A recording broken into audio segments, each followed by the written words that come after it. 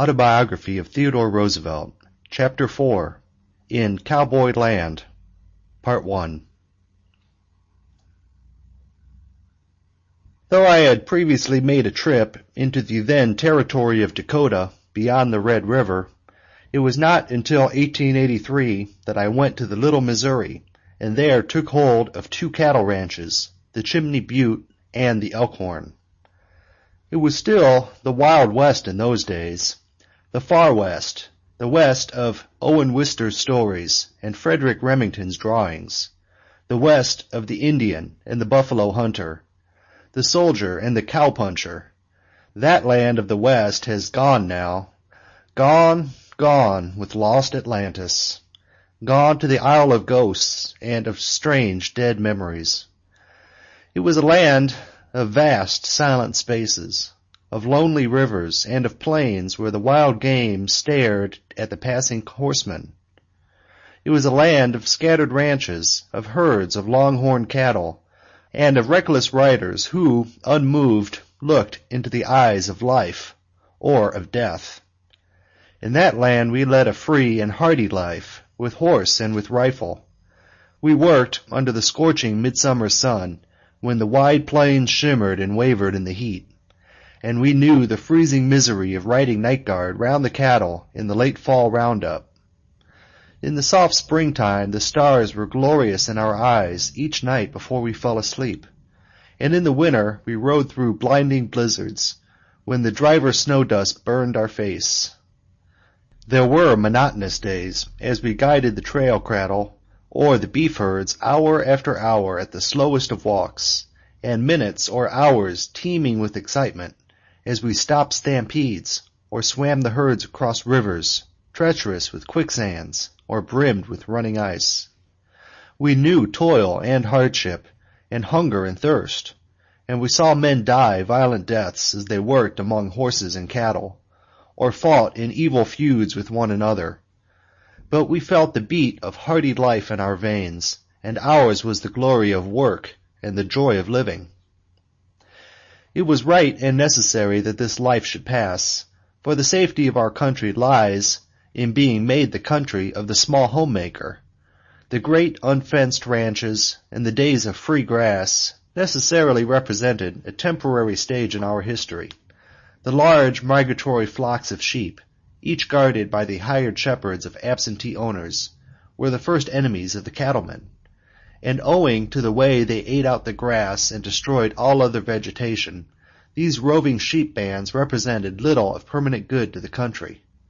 But the homesteaders, the permanent settlers, the men who took up each his own farm on which he lived and brought up his family, these represented, from the national standpoint, the most desirable of all possible users of and dwellers on the soil.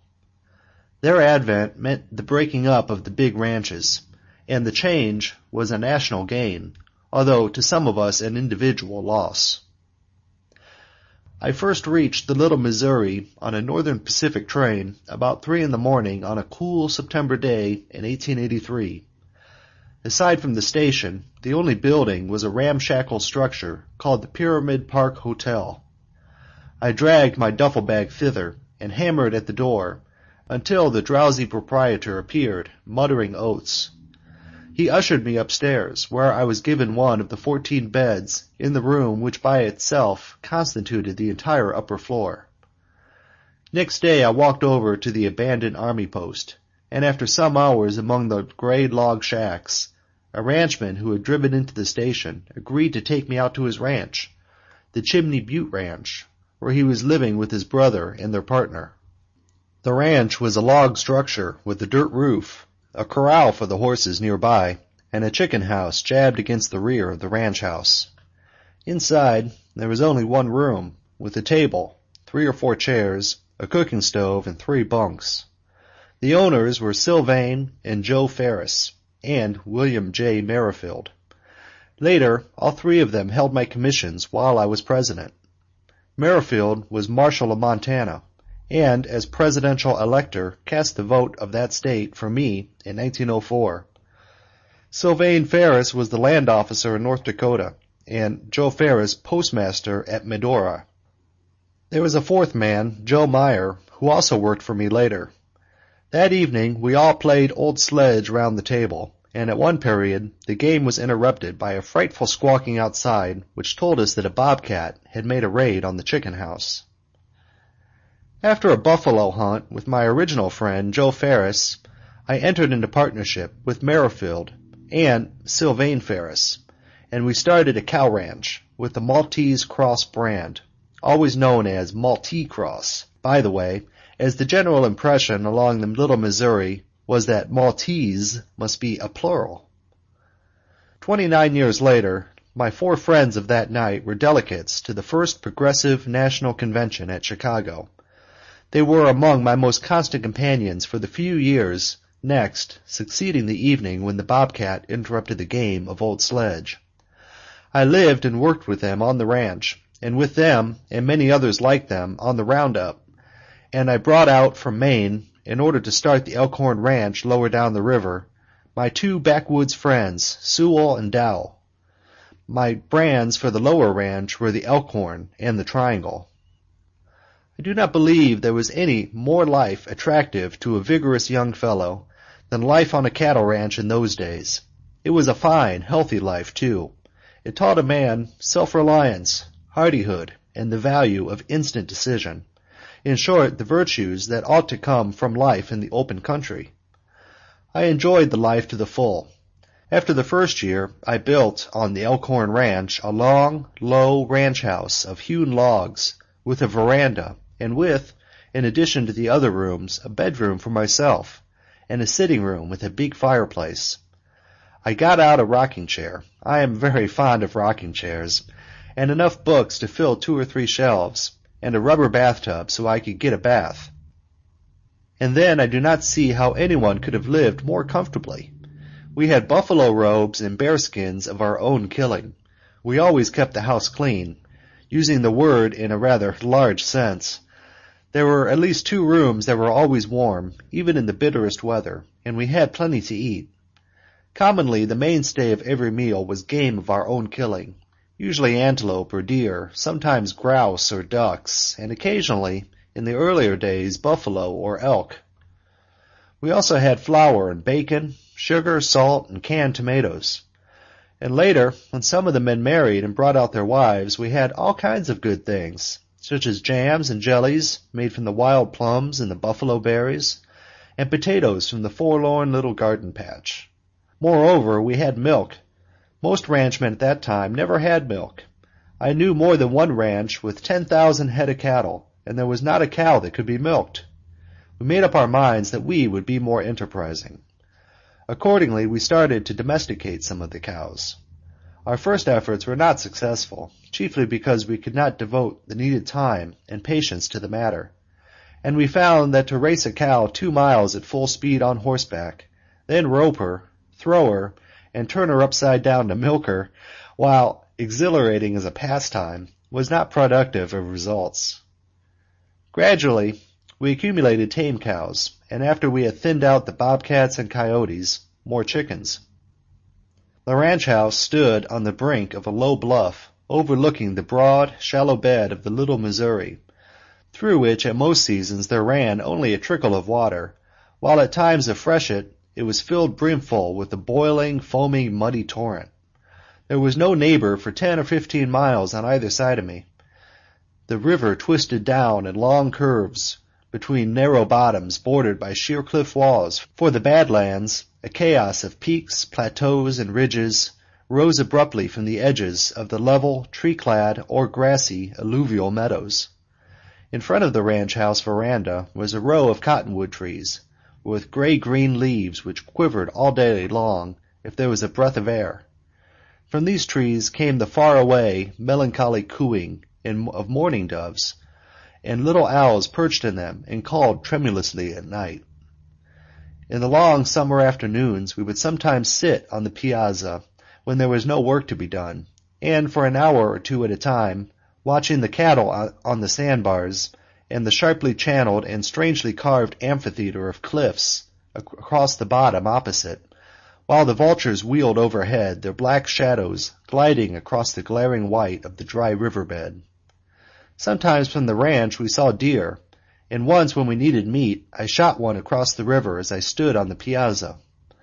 In the winter, in the days of iron cold, when everything was white under the snow, the river lay in its bed, fixed and immovable, as a bar of bent steel.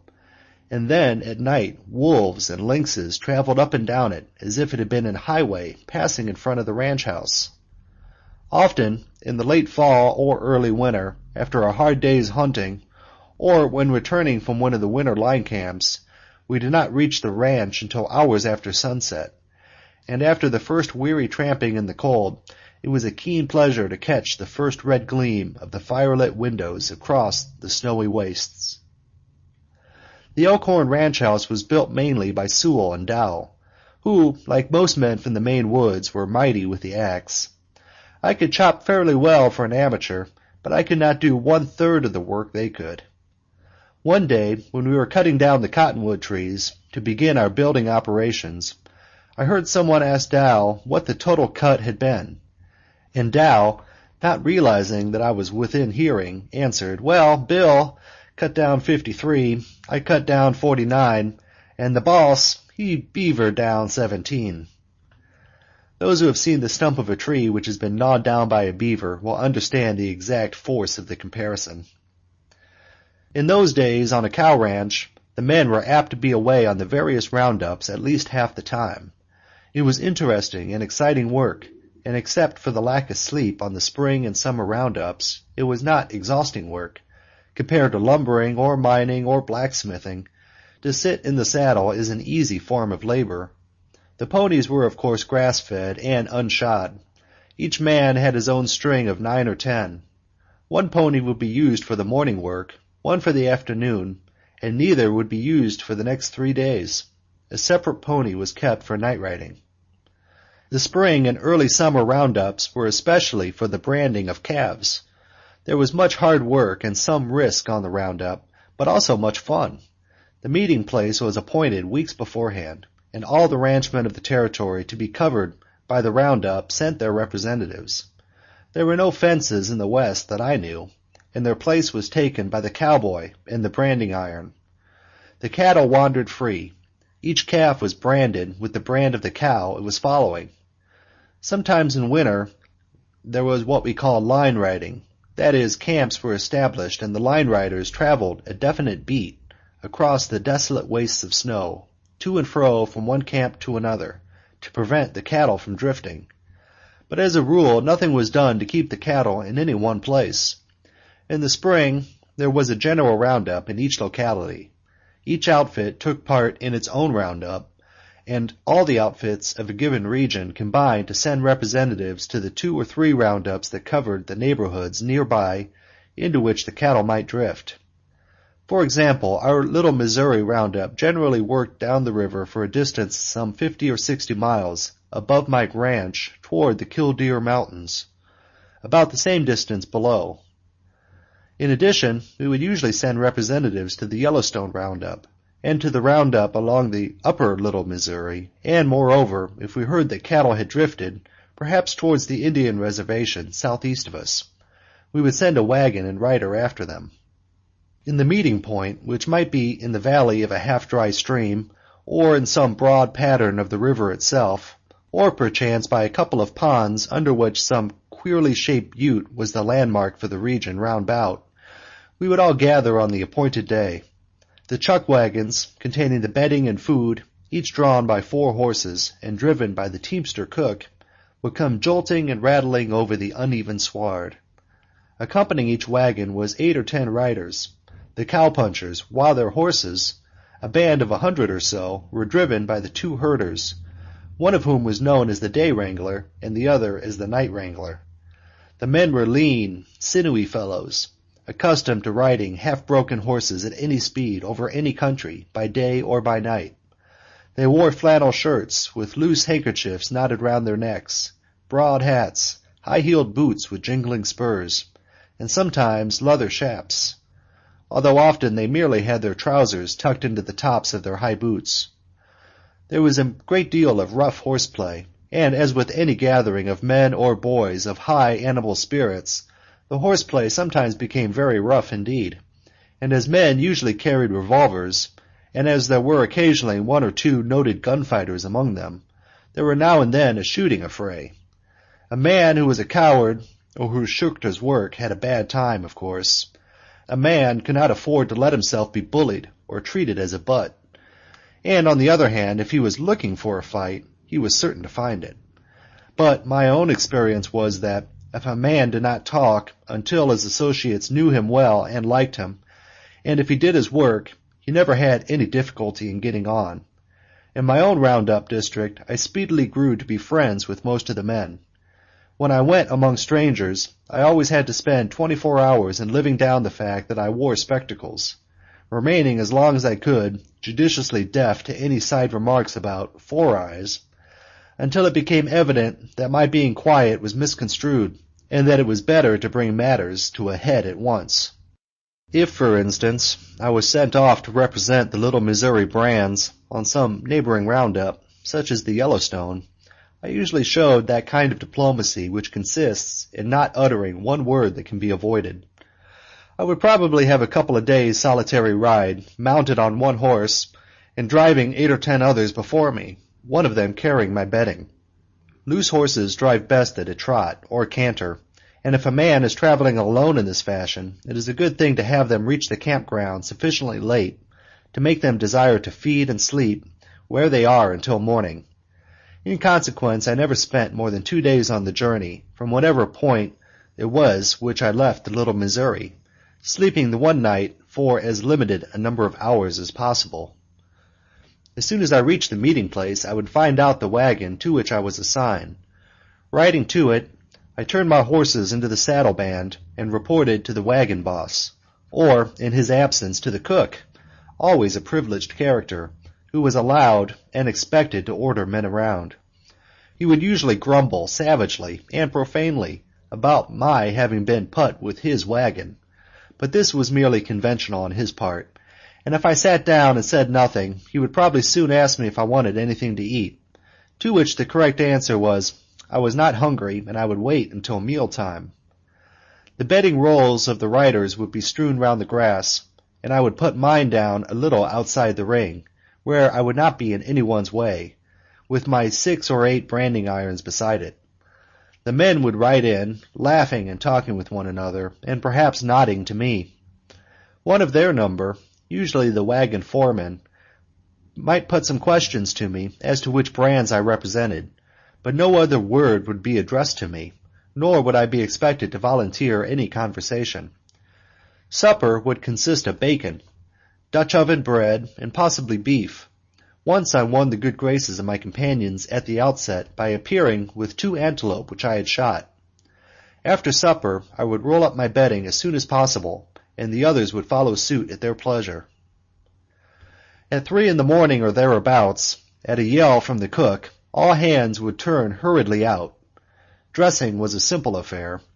Then each man rolled and corded his bedding. If he did not, the cook would leave it behind, and he would go without any for the rest of the trip, and came to the fire, where he picked out a tin cup, tin plate, and knife and fork, and helped himself to coffee and whatever food there was, and ate it standing or squatted as best suited him. Dawn was probably breaking at this time, and the tramping of unshod hooves showed that the night wrangler was bringing in the pony herd. 2 of the men would then run ropes from the wagon at right angles to one another, and into this, as a corral, the horses would be driven. Each man might rope one of his own horses, or more often point it out to the most skillful roper of the outfit, who would rope it for him, for if the man was an unskillful roper, and roped the wrong horse, or roped the horse in the wrong place, there was a whole chance of the whole herd stampeding. Each man then saddled and bridled his horse. This was usually followed by some resolute bucking on the part of 2 or 3 of the horses, especially in the early days of the roundup. The bucking was always a source of amusement to all the men whose horses did not buck, and these fortunate ones would gather round once giving ironical advice, and especially adjuring the rider not to go to leather, that is, not to steady himself in the saddle by catching hold of the saddle horn. As soon as the men had mounted, the whole outfit started on the long circle, the morning circle. Usually the ranch foreman who bossed a given wagon was put in charge of the men of one group by the round-up foreman. He might keep his men together until they had gone some 10 or 15 miles from camp, and then drop them in couples at different points. Each couple made its way towards the wagon, gathering all the cattle it could find. The morning's ride might last 6 or 8 hours, and it was still longer before some men got in. Singly and in twos and threes they appeared from every quarter on the horizon, the dust rising from the hooves of the steers and bulls, the cows and calves they had collected. 2 or 3 of the men were left to take care of the herd, while the others changed horses, ate a hasty dinner, and then came out to the afternoon work. This consisted of each man in succession being sent into the herd, usually with a companion, to cut out the cows of his brand or brands, which were followed by unbranded calves, and also to cut out any mavericks or unbranded yearlings. We worked each animal gently out to the edge of the herd, and then with a sudden dash took it off at a run. It was always desperately anxious to break back and rejoin the herd. There was much breakneck galloping and twisting and turning before its desire was thwarted, and it was driven out to join the rest of the cut, that is, the other animals which had been cut out and were being held by 1 or 2 of the other men. Cattle hate being alone, and it was no easy matter to hold the first 1 or 2 that were cut out. But soon they got a little herd of their own, and then they were contented. When the cutting out had been all done, the calves were branded, and all misadventures of the calf wrestlers, the men who seized, threw, and held each calf when roped by the mounted roper, were hailed with yelling laughter. Then the animals which, for one reason or another, it was desired to drive along with the roundup, were put into one herd and left in charge of a couple of night guards, and the rest of us would loaf back to the wagons for supper and bed. By this time I would have been accepted as one of the rest of the outfit, and all strangeness would have passed off, and the attitude of my fellow cowpunchers being one of friendly forgiveness even towards my spectacles.